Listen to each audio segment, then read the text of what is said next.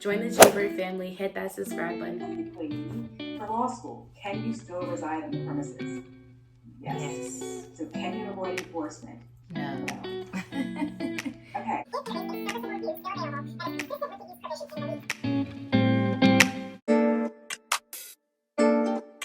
What it is? Oh, what's up? What's up? What it is? Oh, what's up? You clicked on the link so I don't have to say live, laugh, love. Haven't you heard? It's vlogs with Jaybird. Ay, live, love, laugh. Haven't you heard? It's vlogs with Jaybird. Jaybird.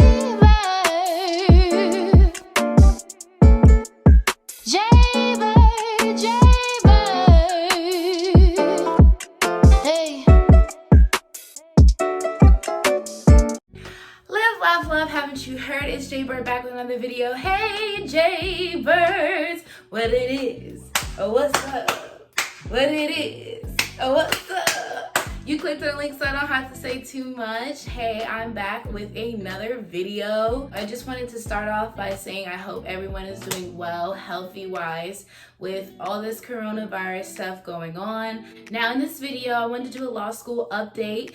Law school is hard, especially now when there's online classes and I'm forced to stay at home with no social interaction with anyone, and that's why YouTube has low-key became my life. Law school update. Last semester, I struggled. I am surviving right now. I'm not gonna say what my GPA was last semester, but I'm just gonna let you know that I'm barely making it, okay? I'm surviving. It's nothing like I've ever experienced before. I haven't been making a lot of law school videos lately because I've been so focused on trying to survive and pull my GPA up, but I am using the necessary resources to get back on track. I'm using academic success, I'm using counseling services, I'm using my advisor, academic advisor, I'm using professor's office hours, and I'm using all of my advantages to do homework on time, supplements, using online resources like Lexis or Westlaw, law databases where you can look up things, statutes, and sometimes even cases or mini briefs to get an understanding after you read. Never rely on supplements as the full answer. Using OneNote, which is something I'm implementing this semester that has been very helpful. OneNote allows you to create multiple folders. It saves automatically and it will not delete, and you can share it amongst other devices. Today, I'm basically just going to be filming the experience of having law school online now because of this coronavirus. And it's also a chance for me to give you guys an update of where I am currently in my first year of law school. Today, I'm just kind of showing you all what my briefs look like and what my schooling is like for right now because I'm inside and I have nothing else to do better with my life. And this is also fun because I wanted to be transparent with you all about why I was struggling, why I haven't been posting law school videos, but I figured that this would be something to motivate me. And most recently, like I just got an 89, which I'm super happy to say, but I just got an 89, which is a B+ on a legal reasoning and analysis, and I had to do a Blue Book citation quiz, and a Blue Book citation quiz was very difficult because you have to flip through the book and make sure your citations are perfect and to show that you know where your sources are coming from. Right now, just because I just got out of contracts, I have an hour before now in my torts class, so I figured I will go ahead and read for torts now. That's another thing that I'm implementing different this semester is that I am no longer doing all of my homework over the weekend. What I saw myself doing was reading everything over the weekend, and then during the week I was either ahead of my class or I was lost because everything that I've read I didn't really retain. It is annoying to consistently be reading during the week. However, I feel like I retain the information much better that way. The 10-minute rule after class is very crucial. Me retyping the notes and then reading before class. And I also write a summary in OneNote of this is what I thought I learned before class, and then I compare it with my notes after class. So I'm going to read for torts and do book briefing. I don't actually brief for my torts class only because the cases are extremely short. And you will see what I mean in a few minutes when I show you the book. And I'm going to show you guys my whiteboard. So on this whiteboard, I just have like my things to do and where we left off. So in contracts, she left on nom clauses. We still have to show our faces in class, and we still have to look somewhat presentable. So that's why I have on this blouse today. I need to read for her for Tuesday, Wednesday, and Thursday. And so I'm going to show you guys how I organize things for my classes. So every single class I have a folder. In the folder I have it labeled, and then I have the syllabus right here. The syllabus is very important because it tells you exactly what you have to read and what assignments are due for each week, and I highlight it off once I'm done to keep track.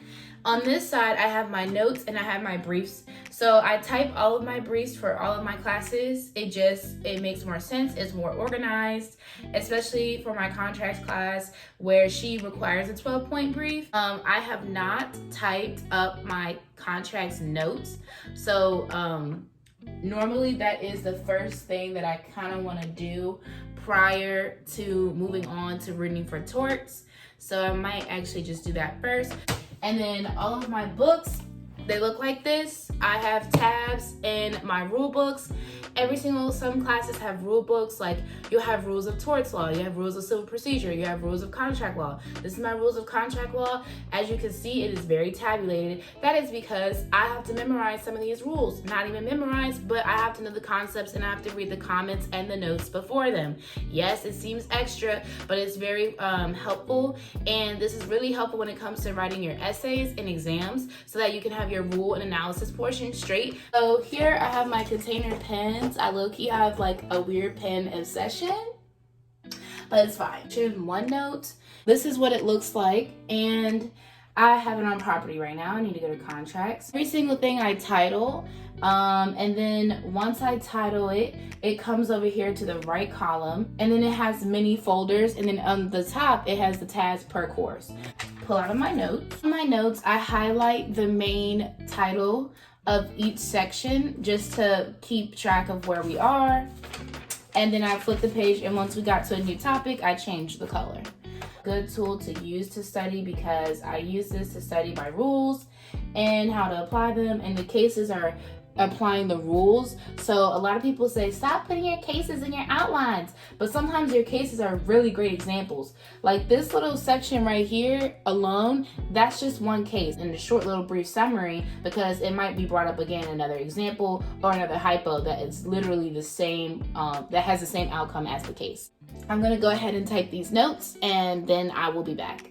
Okay guys, so I'm done typing up my contract notes. This is what they look like from class today, and I have index cards in some of my books, kind of showing me where this is the highlighting rules of how I book brief. So I highlight the parties, legal theories, procedural history, reasoning, holding, and judgment, and important notes in different colors. I also put little tabs of index cards as a bookmark as to where we left off. So we're gonna go ahead and get all of our different highlighters out that represent our parties and different information within the case.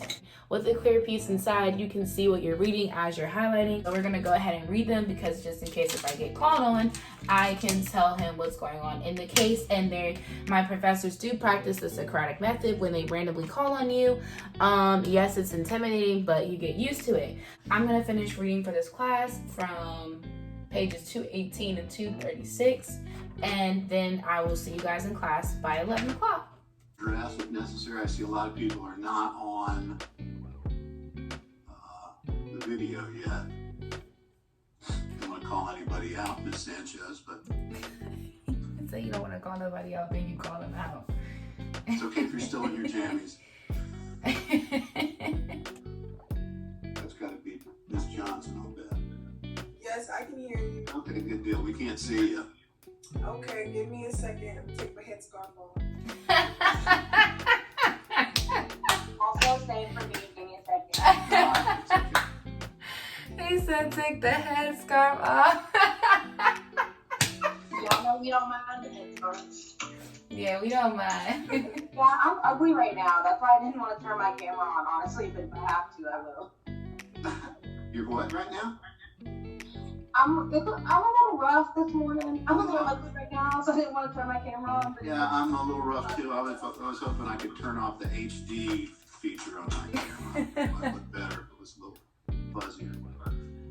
I guess the issue is, does a violation of a statute that prohibits drivers from leaving their cars. Okay guys, so I couldn't film the rest of my towards class. I just filmed a little bit of it because I'm running out of iCloud storage, as much as like many videos and YouTube things that I post on a daily and that I create. And so some of the times the storage gets full and we can't continue to record content. But now I finished towards and I'm gonna eat lunch, and then I'm going to review for civil procedure, which is my last class for today. Genuinely, I have 3 classes a day, except on Wednesdays and Fridays. Wednesdays I have 2 classes, and Fridays I only have 1. In Civ Pro, I'm actually assigned to a group, and so what my civil procedure teacher decided to do was split us up into groups, and in those groups on a specific date, and then you will be called on for that class. So I just want to review the information that I read because I read it earlier in the week. I haven't seen her since Tuesday, and now it's Thursday. So I'm about to eat now. So I'll see you guys after lunch. Okay guys, so I am back and I just finished. We're gonna do a review for civil procedure before 2 o'clock. It is currently today, right now, 1:15, and so I only have a couple of minutes to prepare before class. Brief looks like I said, I highlight in way different colors. So I kind of just wanted to review it. This and I don't remember where we necessarily left off because I accidentally erased it on my whiteboard. So due to that, I'm going to go ahead and read this section on statutes of limitations and relation back. Read Rule 15C out of the Federal Rules of Civil Procedure. We'll be back to close out this vlog. So I will get back to you and we will continue the video. Not done piecemeal. The reason I hesitated is you might see situations in which a lawyer does that, but it doesn't actually make sense. The amended complaint is a brand new pleading, and so it's got to contain everything in it the plaintiff needs under Rule 8. Files a complaint, and then Fiona answers and denies liability, and 10 days after filing the answer, so 10 days after filing the answer, the defendant's lawyer realizes that she negligently failed to include the statute of limitations as an affirmative defense. So we could also just put in there, 10 days after filing the answer, the defendant's lawyer realizes that she just committed malpractice. Yikes. So what should the defendant's lawyer do?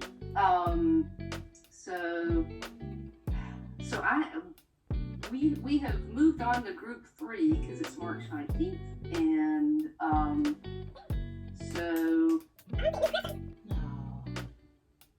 because I can see your name, I know you're there. Yes, yep. I'm here.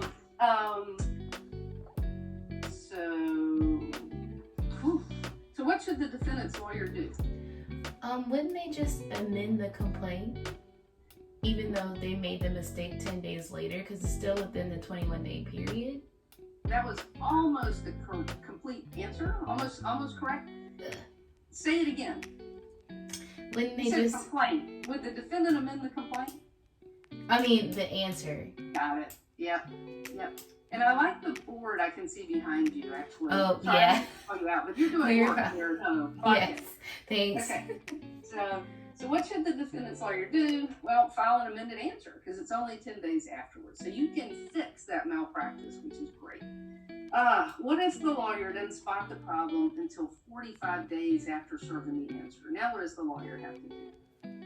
Stay with it. Now it would be too late. Well, it's too late under 15A1A. Yes. But you always think about, like, how do I fix this? So then they would have to ask for permission because they passed the time by. So you got it. Yeah. They just gave you positive, like, reinforcement. like you got it. Yep, they've got to ask permission. And the rule says they've got to ask permission from either the opposing counsel or the judge. The opposing counsel is not going to, plaintiff's lawyer is not going to give permission to allow it to go in. So you would be asking the judge for permission.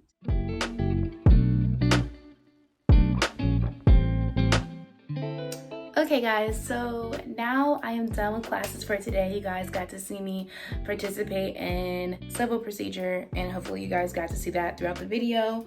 You guys got to see some of the tools and some of the things I was using today. I also wanted to show you guys my cabinet as far as like what goes in there. So I'm gonna flip you guys around. So here I have all of my books organized. Up there is just kind of like who did it and why, but that's the crim binder from last semester, and I don't have crim this semester. And also up there are envelopes, and we get our exams graded, and they're graded anonymously. With this, these are all of my books here for every single subject that I'm taking right now. I purchased this crim book, so I'm keeping it, and honestly, every book that I purchase, I'm probably going to end up keeping just for the purpose of referring back to them. And also all of my law classes, even though they have different subjects, they all kind of intersect in a way. And when I do take the bar, at some point I'm gonna have to do bar prep, and I think keeping these books and keeping my outline books will be very helpful. Here are my binders for the classes that I'm taking right now as well currently. So for each class I mentioned earlier, I have a folder, but I also have a binder for each class. And the folder goes in front of each binder for each class. And this is just an outline book from Barbary, and then my legal citation blue book. And then I'm gonna pull out my LRP folder right now because that's the class that I'm working on, or LRA, whatever you wanna call it. But basically for each class, I have it split into two subsections. The first tab says first semester, and then the second tab will say second semester.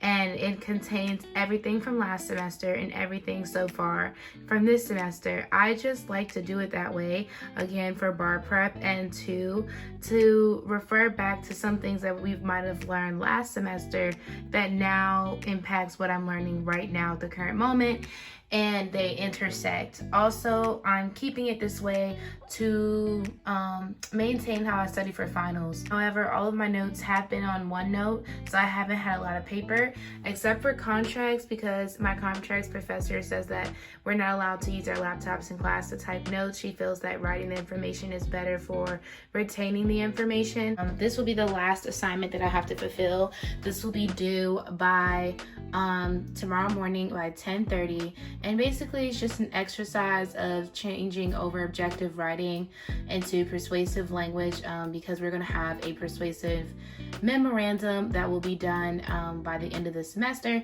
which will be our huge final project and final grade. That's going to be like 20 pages or something like that. And then over here on my whiteboard, I decided to write a to-do list of what I need to do for this weekend. It's because I only have one class tomorrow. I have plenty of time, especially because I'm staying in the house, plenty of time to get these assignments done. Thank you guys for all the support, honestly and truthfully, because you guys, even if you're not subscribed to my channel, you should subscribe. I'm very chill, I'm very relaxed, and the content on my channel is very a free for all.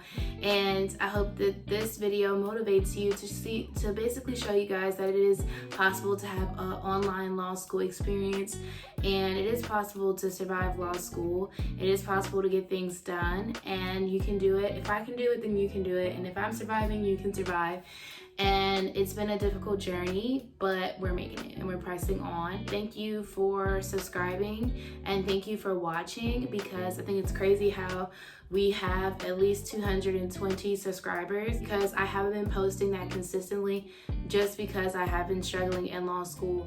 So much has been going on, and thank you for not like putting in the comments like, where's your law school content, where have you been?